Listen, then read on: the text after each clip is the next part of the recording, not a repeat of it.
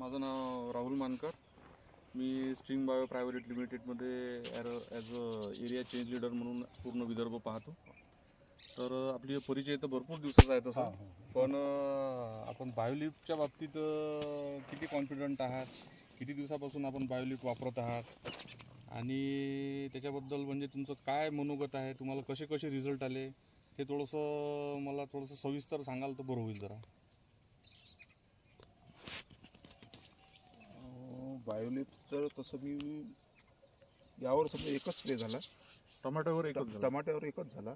आतापर्यंत याच्या अगोदर आपण मिरची पराठी यावर पावसाळ्यात सुद्धा वापरलं. रिझल्ट म्हणजे असं डोळ्याने दिसणारा रिझल्ट आहे. म्हणजे जे झाडाची ग्रोथ किंवा फ्लॉवरिंग, पानाची साईज खूप म्हणजे असं तिसऱ्या दिवशी तुम्हाला झाडात डेव्हलपमेंट म्हणजे फरक दिसतो. त्यामुळे प्रोडक्ट चांगला आहे. आणि तुम्ही ते वरूनच फवारलं की खालून ड्रिंचिंग वगैरे केलं? आतापर्यंत मी वरूनच फवारलं. हो. आणि काय ग्रॅमनी फवारलं तुम्ही पर पंपाला? काय ग्रॅम डोस मी आपलं समजा ते 44 ग्रॅमचं किंवा 88 ग्रॅमचं पॅकेट आहे, ते 200 लिटर पाण्याने. अच्छा, 88 ग्रॅमचं पॅकेट तुम्ही 200 लिटर पाण्यासाठी वापरलं. ठीक आहे. आणि कॉटनमध्ये तुम्हाला कशा पद्धतीचे रिझल्ट आले? कॉटनमध्ये म्हणजे व्यवस्थित बाकी प्रोडक्टपेक्षा समजा बाकी जे आपण वापरतो त्यापेक्षा खूप चांगले रिझल्ट आहे. अच्छा, कुठल्या स्टेजला तुम्ही ते प्रोडक्ट वापरलं? फ्लॉवरिंगच्या स्टेजला वापरलं. फ्लॉवरिंग पासून तुम्हाला फ्रूटमध्ये कन्वर्ट होताना काय दिसलं बा? काय बदल असा काय दिसला त्यात? कसं म्हणजे जो पिरियड थोड्या प्रमाणात म्हणजे कमी लागतो. अच्छा, हो. म्हणजे कन्व्हर्शन लवकर होते असं तुम्हाला म्हणायचं आहे. अच्छा, आणि लीफ क्वालिटी म्हणजे पानाची क्वालिटी, पानाची साईज त्यात फरक पडतो ना. मी तर तुम्हाला पहिल्या सांगितलं की पानाची साईज म्हणजे तिसऱ्याच दिवशी तुम्हाला ओळखू येईल. म्हणजे बायोलिफ्ट फवारल्यानंतर तुमचं म्हणणं असं आहे की बुवा तिसऱ्या दिवशी तुम्हाला रिझल्ट दिसेल. म्हणजे दुसऱ्या दिवशी जर शेतात गेले नाही तुम्ही, तिसऱ्या दिवशी जर गेले तर म्हणजे लगेच लक्षात येईल असं एवढा फरक. अच्छा.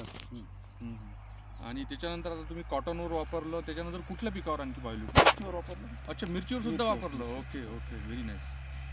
मिरचीवर कुठल्या स्टेजला घेतलं तुम्ही? किती स्प्रे घेतले? मिरचीवर जवळपास 3 स्प्रे झाले. अच्छा, ओके. हो, म्हणजे लागवडीनंतर पहिला स्प्रे तर समजा 20 दिवसातच. लागवडीनंतर पहिला स्प्रे तुम्ही 20 दिवसात घेतला? अच्छा. त्याच्यामध्ये तुम्हाला काय असं बेनिफिशियरी वाटलं की आपण सेकंड स्प्रे घेतला पाहिजे? हे समजा झाडाची जे ग्रोथ येते, झाडाची म्हणजे ते पिकाले आपल्याला म्हणजे असं दिसायला पाहिजे, अट्रॅक्टिव्हनेस दिसायला पाहिजे. म्हणजे मनला कसा इथं आलो, हे जर पीक समजा इथं आल्याबरोबर जर समजा हेच जर असं दिसलं, चिमलं दिसलं तुम्हाला किंवा व्यवस्थित नाही दिसलं तर मन नाही लागत ना. बरोबर. बायोलिफ्टमुळे ते एकदम म्हणजे फ्रेशनेस त्याच्यामध्ये आढळलं. बरं. आणि 20 दिवसानंतर तुम्ही मग चिलीवर किती दिवसांनी स्प्रे घेतला? मग कसं आहे समजा केव्हा आपण हे घेतो, आपण इन्सेक्टिसाईड घेतो किंवा हे मी सहसा याचे स्प्रे असं म्हणजे वेगवेगळ्या टप्प्यात हो. फ्लॉवरिंग स्टेजला घेतला का मग चिलीवर असतं? हो घेतला. अच्छा, जसे कॉटन मध्ये तुम्हाला रिझल्ट आले तसेच सेम पद्धतीचे चिलीवर सुद्धा आले. ओके.